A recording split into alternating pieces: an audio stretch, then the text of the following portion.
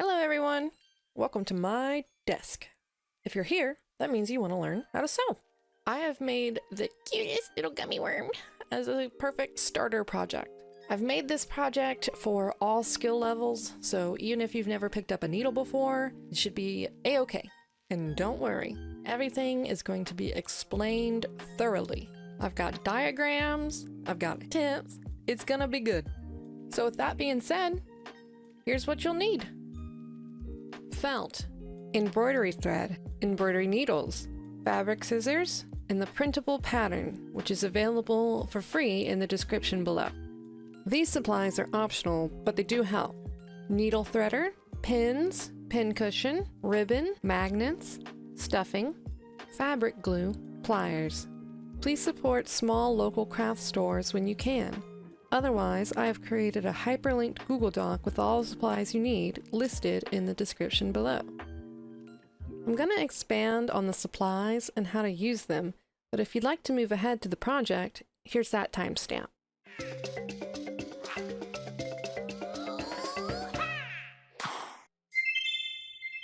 There are many different kinds of felt you can purchase. The kind of felt I use is around 30 to 50 cents per sheet. This type of felt is the right thickness. It keeps its shape, but isn't too thin or too bulky. This felt is more springy and paper-like. I would not recommend this type for this project, but it is perfect for working with a cutting machine. This gray felt is more floppy and fabric-like. It has a nice thickness and is high quality. Do you see how much thinner the blue paper-like felt is compared to the gray floppy felt? Luckily, the kind of felt I like to use is widely available. As you're shopping though, just make sure it's not too thin. So let me show you guys this book that I have. Inside, you'll see this little image here. This is what you'll see in the store. They're called skeins. And you know what? I can't stand these things. Some people like them, I hate them. If you look at this right here, this is how you're supposed to take it. You're supposed to like pinch it and then pull and snip what you need. I fail at it each time. So I gave up and instead I unwrap the skein and then I rewrap it onto these little plastic tabs and then I organize them by color, and it's very easy for me to see and know what I have in stock and what I need to get and everything else. So this is just how I like to do it. You don't have to do it this way, obviously, but this helps my giga brain, my 200 IQ brain. You might find different types of embroidery thread at the store. Some will make your project way harder than it needs to be. My recommendation is this kind of embroidery thread. It has 6 strands to it, so if you need to thin it out, you can just cut it and take the pieces that you need. Some of the other kinds you'll see have this twisted rope look. I don't recommend this type of thread as it's harder to use. I just get frustrated, I'm gonna be honest. I avoid using this kind pretty frequently. I have a lot of it in my collection and I think that's because I just never end up using it. These ones here are super shiny. Those are really cool to use because they give that shine. But the one downside to it is that the thread will just slip around everywhere when you're working with it, and that can be infuriating. There's also this kind, which is sparkly, and you might be inclined to use sparkly thread. Well, how they make it sparkly, they twist a little filament, like plastic filament almost. So this it does not feel soft. It feels crunchy almost. It's really hard to use, but like I said, it's a really fun one to utilize every once in a while. You can see that I put it there as a little spider web. I figured that was perfect for a spider web, you know?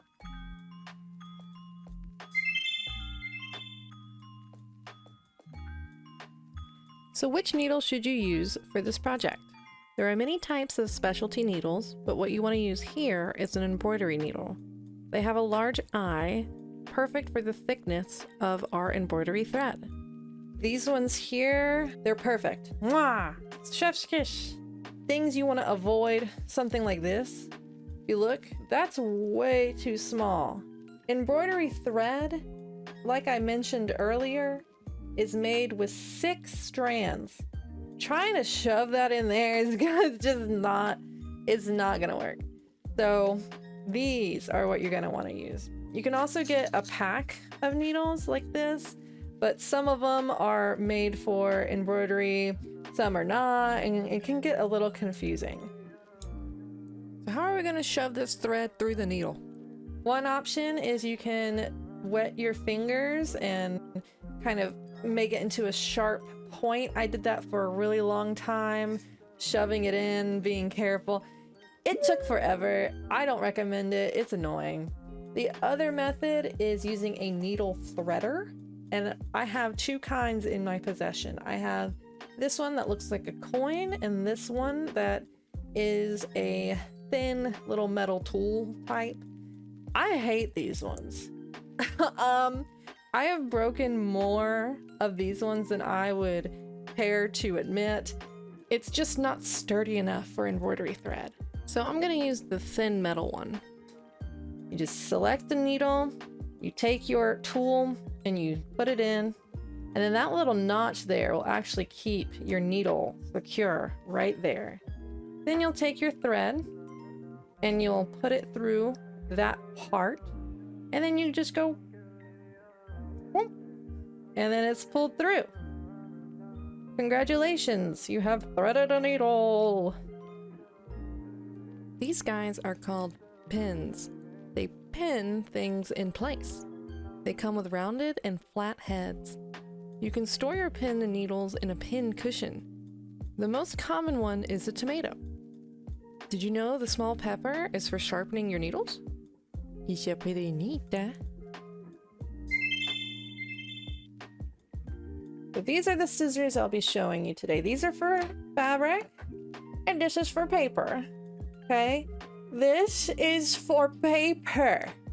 Paper, not fabric. Okay? Don't do it. So let me show you the reasons why. So this right here is a little test piece of felt. And if I take my normal scissors to it, oh no, it doesn't do anything. It just gets gummed up. Now let me show you what happens when you use fabric scissors. Bam, bam, wow, so much nicer. These right here are called embroidery scissors, and they're small fabric scissors. They're mainly used for cutting thread, but I also use them to cut small felt pieces.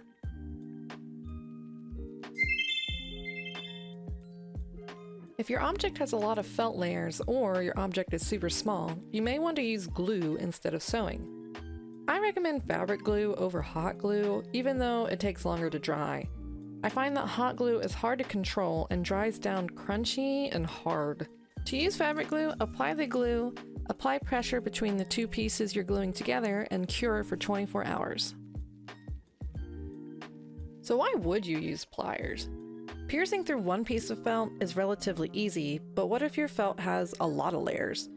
This makes it pretty hard to grip the needle.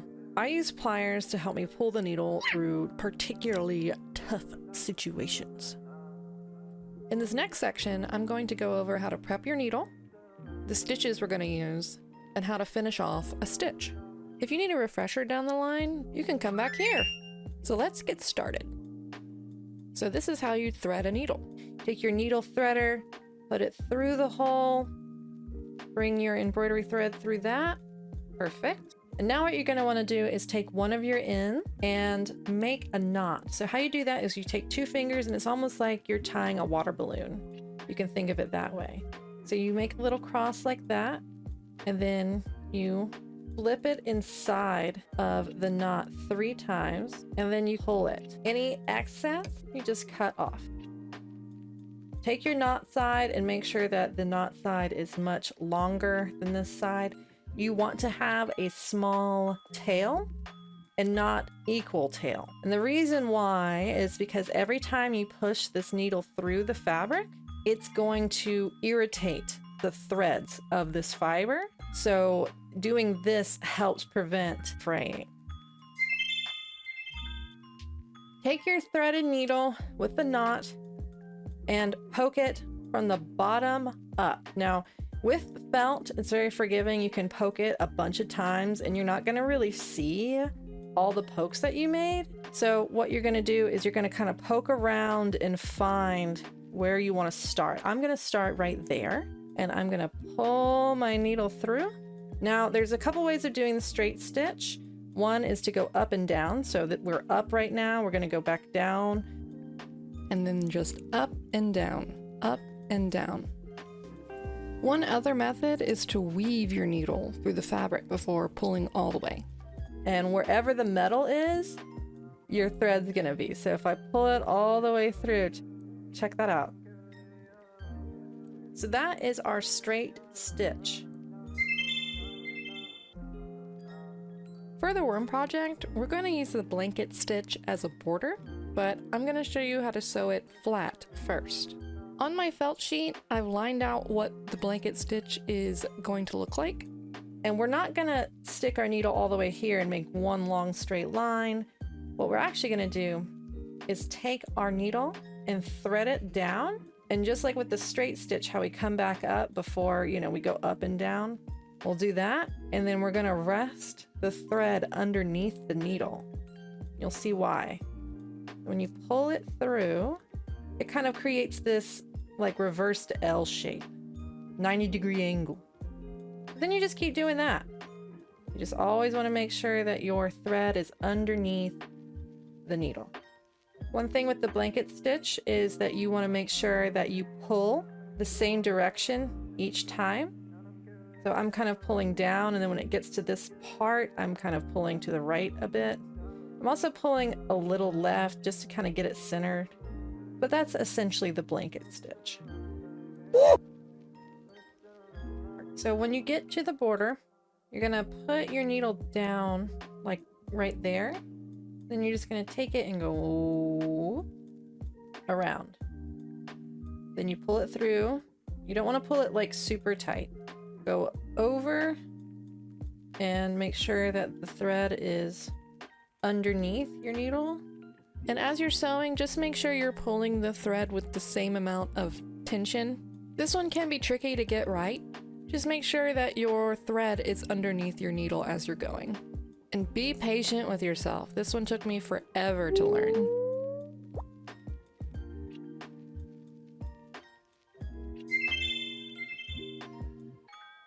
A variation of the daisy stitch is what we use for the worm's smile. It's called the daisy stitch because when you arrange them in a circle, it looks just like a daisy. To begin, insert your needle from the bottom and then reinsert your needle right next to that first stitch. Pull your thread into a loop and secure at the top loop. To secure, insert your needle from the bottom again and reinsert very close to that stitch. You want to tack that loop in place, so you're actually going to thread the needle through the loop before you secure it.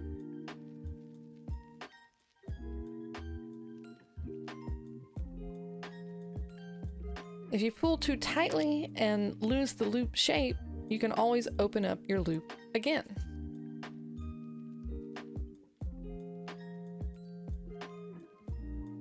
Now, if you wanted to create a daisy flower, repeat these same steps with the same starting stitches radiating from the center of your daisy. I make mine with 5 petals, but you can add as many as you'd like. Be careful not to reinsert your needle into a spot you've already done, as it might undo your work. And you've got a daisy! What we're going to do is we're going to take the needle and we're going to poke it back through, but not all the way. We're going to weave it in between just a little bit like that, and you don't even see the needle coming through the other side. So when you do that, you kind of rest it in a spot. So now that it's resting in a spot, you can do that one more time like this, and you'll see there's a little loop that has been made from that. So then you go in the same direction 1, 2, and 3 times, and then you just pull it, and now you have it knotted. One good thing to practice is resting your final tail. So instead of just cutting it right there, just like we were doing the resting parts earlier. You're gonna do that right there. And that just kind of keeps the knot neat and in place.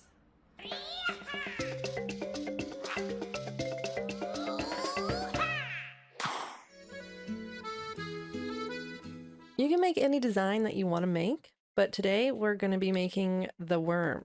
What I've done is I've printed and made a pattern for everyone to use. You can download this on a Google Drive link that I have listed in the video description down below. So we're just gonna cut this paper. What I'm doing is cutting right where the black edge is. The shadow inside is the seam allowance, so we'll use that as a guide to make sure that our blanket stitch is where it needs to be. And then this little curvy line here in the middle, that's if you want to make it into a gummy worm. Now you can choose what kind of felt you want to use. I have these 3 colors here that I've been thinking about using, so I think a green worm is what I will go with first. When cutting felt or cutting anything out of paper in general, you don't want to put the thing you're cutting right in the middle. You want to utilize all the space you have. So if I put it like right in the corner there where that little edge goes, I'm saving a lot of felt. And I really recommend that you start thinking of your projects like this, because if you don't, you're going to end up with a lot of wasted felt. So with this here, there are 2 ways that you can go about it. You can take a marker and trace out the shape, or you can take pins like this and pin it in place and then cut around it. So what I'm gonna do is I'm gonna take my pin, put it down here. Doesn't matter if it gets on the piece of paper, fine. We're just gonna throw the paper out later anyway. It's not super reliable. You can see the shape, right? But it's a shape that is a little bit bigger than my mold there. Since this is a lot of felt, what I'm gonna do is I'm gonna roughly cut using my fabric scissors, just like that. Now I still have all that felt left. I'll put that to the side. And then we have our piece of worm felt. Now, if you wanted to cut it straight from here, that's fine. I just want to show you how I would cut it if I had the pins in there. So I'm going to take my pins and make sure they're lined up. When you use these pins, you go down, pierce the back, and then you go back up. Now it can shift around a bit. So what you're going to want to do is make sure all of the ends are tight and pulled together. Be careful you don't poke yourself. I'll do one more just right here. It's okay if the paper gets crinkly. You're just using this for a pattern. And then I am going to take my fabric scissors, or I have my embroidery scissors there. Now these are really nice for small detail, so let's go with this and see how that works out. So I am just going to follow the paper. You want to make sure you're only touching the fabric, but if you hit paper every once in a while, it's all right. Just don't make it a habit. And we're going to take these out like that. And then just gently clean it up with your scissors. So now we're going to do the same thing to the purple felt as we did to the green, but we're going to use the green instead of the paper pattern. So use markers or pins to secure the green to the purple and cut out. Now on to the eyes, my brand. The scrap that we have here, I wouldn't throw these away. I know they're real small, but I wouldn't. You can make little eyeballs with these scraps, small little details that you wouldn't think otherwise. When you save your scrap, you can pull them out whenever you need to and say, hey, maybe I want the little detail I have to be this color. Be careful when cutting really close. So I'm just kind of rotating the piece of felt as I am holding it, and I'm cutting off any sharp edges to make it look as ovally as I can. It doesn't have to be perfect, but the more smooth it is, the cuter it'll be. Looking at the margins on the pattern, I see that my eyes are a bit too big. Let's make them smaller. Oh yeah, that looks a lot better. But check that out. You can now sew or glue your eyes to the worm. I'm going to sew. Insert the needle threader into the needle eye, place the thread on the hook, and pull through. As a reminder, you can go to this timestamp to see how to thread and knot your needle. Place the eyes where you'd like them to be and smush them into the felt. Smaller pieces can gently stick. It kind of acts like Velcro. With your needle knotted, insert it into the back. I'm holding down the eyes with my thumb just so they don't go anywhere. You can kind of see where the thread is going to be by where the needle's poking through. So if it's not where you want it, you can take it out and poke the needle again. With the knot in the back, we are going to do a small straight stitch to secure the eyes onto the face. Up and down, up and down.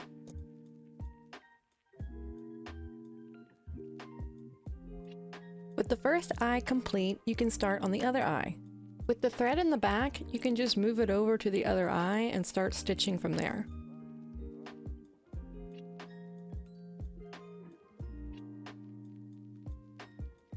And I'm gonna pull it through. And then you'll see there's a line connecting the one eye to the other eye. We're gonna pull it through and work our way in a circle. So now that we've done the eyes, we can change thread for the smile or keep it the same.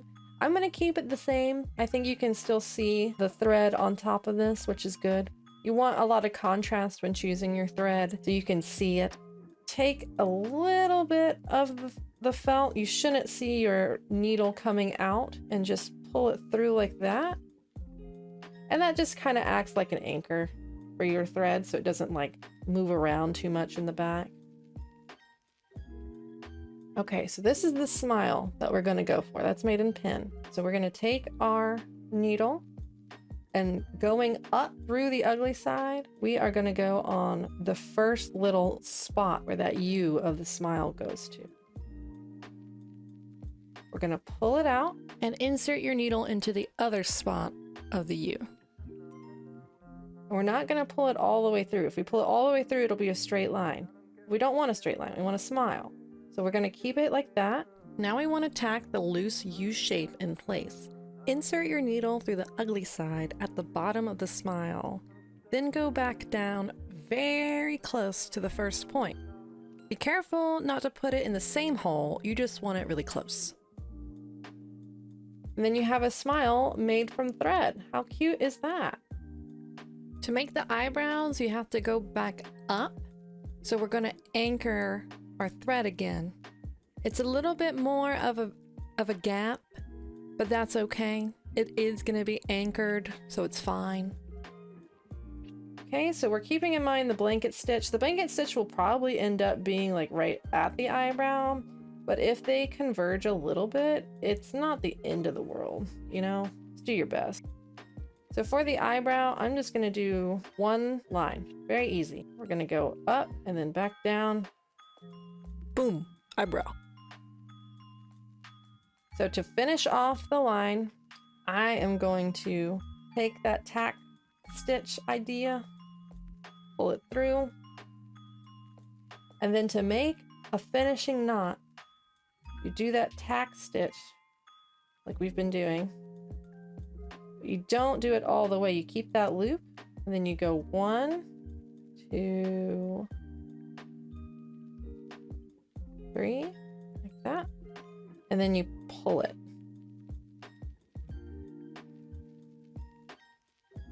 That one's giving me some trouble. I don't know why. Last thing to do is a little tack stitch like that, and you've done your face. Okay, so you have your two halves.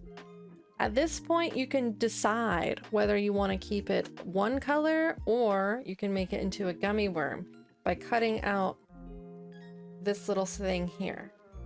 I want a gummy worm. So what I'm gonna do, I'm gonna take this. I'm gonna make a gummy worm shape like that. So you can use either end, whichever one feels easier to you.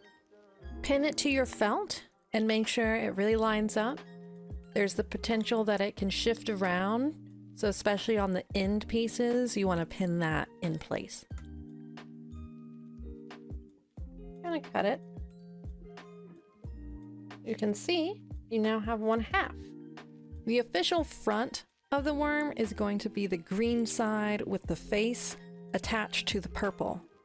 But before we do that, we need to make a backing, and we're going to do that in blue felt.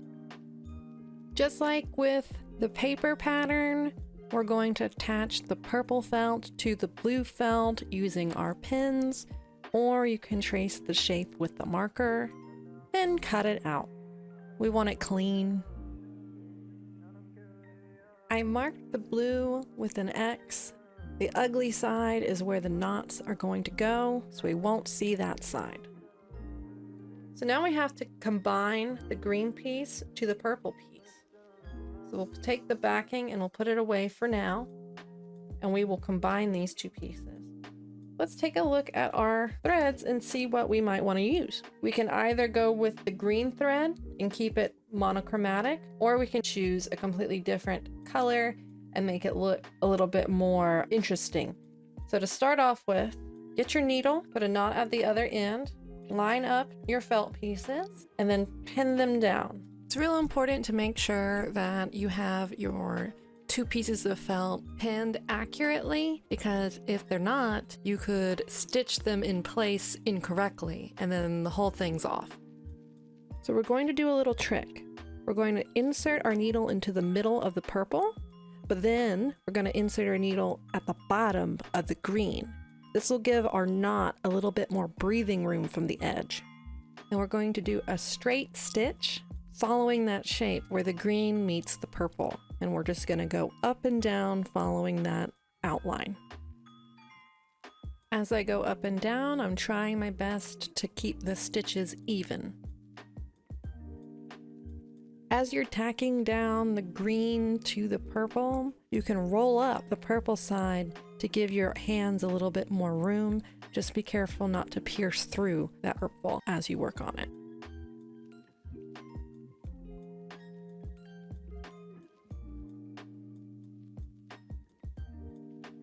Once you've tacked down the green to the purple, now we're going to do the little ringlets. And here I made a mistake. I made the ringlets the wrong way. So let me show you how to undo a mistake if you happen to make one. So you're first going to want to unthread your needle, and then you can use your needle to very gently pluck out your mistake stitches. There will be a little hole where you pierce the felt, but since felt is so forgiving, just kind of rub it out with your finger and you won't see the holes anymore. Now, to prevent myself from making that mistake again, I'm going to take my marker and gently mark where I want the ringlets to be. From here, you can rethread your needle, and then following your marks, you just go up and down through the green and through the purple. Make sure that the green and the purple are lined up. You don't want to stitch them in place incorrectly.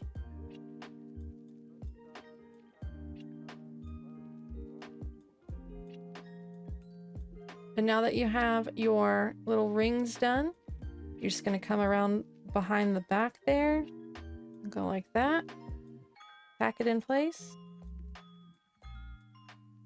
pack it one more time, and then to finish it off, 3 times there, and then we're going to pull it down. One more tack in place, and then we cut it. Okay. Now that we've done the purple thread, let's get our green thread out and do some more of these lines to match. We won't be going through 2 layers of fabric this time, So it's more for decoration than anything else. Cut what you need, thread your needle, and tie your knot. So I'm gonna start my knot over here. Putting the knots in the middle help get them out of the way so you're not dealing with them later. And I will start here. Now this is a little close to the edge, but it'll be okay in the end. We have our first line down. I'm gonna reverse it, pack it, and insert right there. If you happen to get a knot like this one, you can use your needle to gently open it up. Just be careful, because if it becomes too tight of a knot, you're gonna have to basically restart what you've done. Once your second ringlet is complete, tuck it in the back, loop it 3 times. Once you've knotted your thread in the back, we're gonna tack that knot in place just so it's extra secure as a finishing knot. Cut the excess and you're done with the ringlets. These additions are optional. If you'd like to move forward to the blanket stitch and finish off your worm from here, here's that timestamp. As you finish the front, now it's time to think about the back. I like to write my name, I like to add magnets, or even a loop so that you can hang it on things that you like. Let's start off with some magnets. Choose a fun color, as this magnet patch will be visible. To make the patches, cut out squares that are a bit bigger than your magnet. I like to make them circles because I think it's a little bit neater, but you can keep them squares if that's easier for you. Keeping in mind the seam allowance for the final blanket stitch, we're going to put our patch kind of in the middle, and we're going to start with a straight stitch. Double check that you are sewing the magnets on the correct side of the worm before you commit. After you have a few up and down straight stitches in place, you can insert your magnet. I like to pinch the magnet with my fingers as I'm moving around, and then just continue that straight stitch all around the patch. To secure the magnet to the back of the worm, just be sure to add a decent amount of straight stitches that are nice and tight. Once you get to the end of the circle, you're going to tie it off in the back. You're going to tack it, and then tack it again, loop it 3 times, tie it off. And then just make another magnet and patch on the other end of the worm. Now you're done with the magnets. Magnets, how do they work? If you'd like to move forward and finish off your worm from here, here's that timestamp. But if you'd like to add a loop, cut about 5 to 6 inches of your preferred ribbon.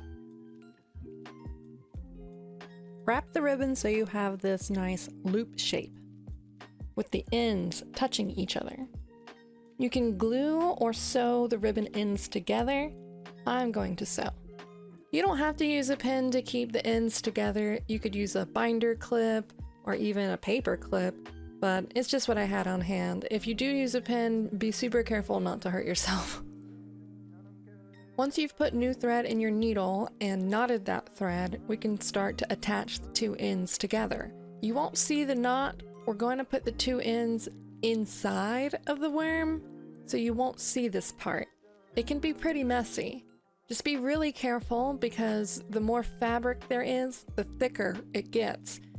I was having a hard time, so I had to use pliers to help get the needle through the fabric. I'm just going up and down, going through both sides of the fabric, combining them, making sure that they're nice and secure. But again, if this looks a little difficult, just use glue. Now that you have your ribbon sewn together, we're going to attach the ribbon to the worm. You can put your ribbon wherever you want, just keep in mind on how it will hang. I'm putting mine right in the middle.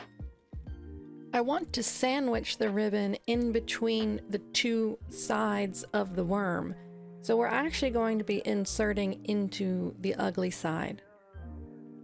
We're attaching the ribbon to the blue felt. Position your ribbon exactly where you want it. Mine shifted a little bit, that's okay. And then using a straight stitch, just go up and down through the blue felt and through the layers of ribbon. When sewing the ribbon to the worm, make sure your stitches are neat because you will see the stitches on the back. I went up and down quite a bit just to make sure everything is nice and secure. And then when it's time to finish, we're going to go in between the fibers of the felt, tack it down, and finish it off. And you finished your loop. The final technique was gonna be dating your worm, but I found it a little too complicated for this tutorial. If you're interested in learning how to letter or make numbers with your embroidery thread, comment down below. All right, you've made it to the last step, the blanket stitch. I use a blanket stitch to seal the two halves together. It's very stable, and if you'd like to stuff it, it'll keep the stuffing inside too. As a reminder, if you get confused on the blanket stitch, I'm going to refer you to this timestamp here where I go over it a little bit more in depth. At this point, we're going to double check that we have all the details that we want to add to our worm. Do we have the face on there? Do we have the ringlets? Do we have a loop or magnet? Whatever you want to add to the worm, do so before you do the blanket stitch. Once you have all the details done, we can sew them up. To begin, pin your two pieces together and trim any excess off. Once you've chosen your thread, cut about 2.5 to 3 feet to use. Choose a discrete spot to start your thread. Where you start is where you're going to end, so I chose the bottom of the worm. With your needle knotted, insert the needle in between the two layers of felt, piercing through the bottom layer. Next, insert your needle on the top layer, piercing through both layers. This will anchor your knot.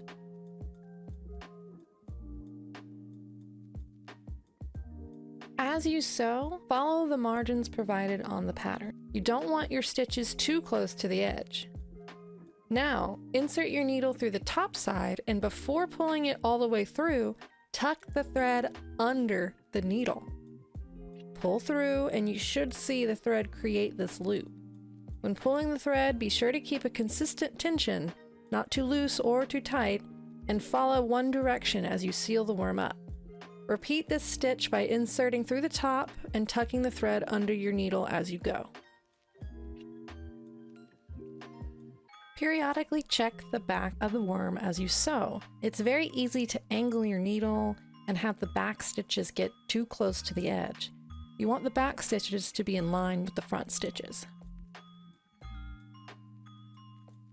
Once you get comfortable with the blanket stitch, sealing up the worm is actually quite easy. It just takes a little bit of time. Here I'm just double checking my margins and making sure that my stitches match the edges of that gray outline. Looks like they're lined up, so we're going to keep going.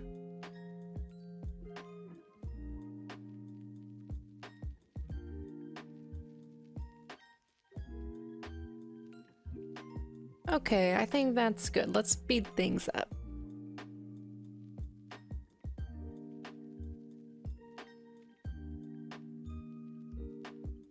If you've added a loop, you'll need to stitch around it. I inserted my needle at an angle to bypass the loop, and then I pierced through the loop from the back. It's a lot of layers, so I had to use pliers.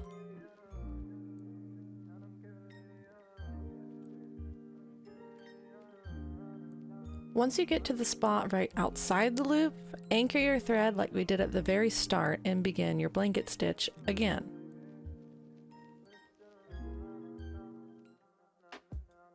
Sew all around the worm.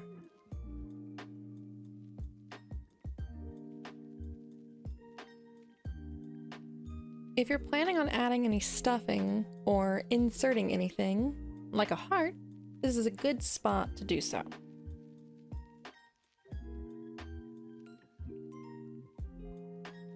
Continue your blanket stitch as you approach your first stitch.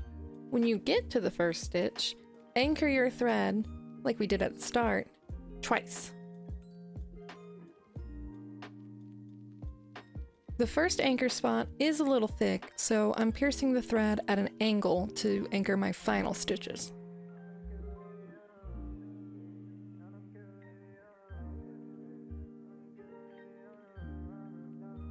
Now I'm inserting my needle in between the sandwiched layers of felt. To tack it in the middle, gently insert your needle into the back felt. Be careful not to pierce through both sides. Pull your needle out from in between the layers and cut your thread. There are better ways to finish off a stitch, but this is the way I've been doing it and it seems to work fine. And you're done! Congratulations! Now doesn't it feel good to make some? My biggest hope is that you enjoyed the process and you had fun making it. In the end, you should be proud of whatever you ended up making, even if it didn't turn out as good as you wanted. And mistakes are part of the process. If it's not perfect, that's okay. If you enjoyed this tutorial, please subscribe. Hit the bell. I worked really hard on this one and I hope it helps. I also stream on Twitch, so I hope to see you there. Special shout out to Camp Chaos, who did this worm project live with me on stream a couple months back. You the real ones. And enjoy your crafts. I'll see ya later.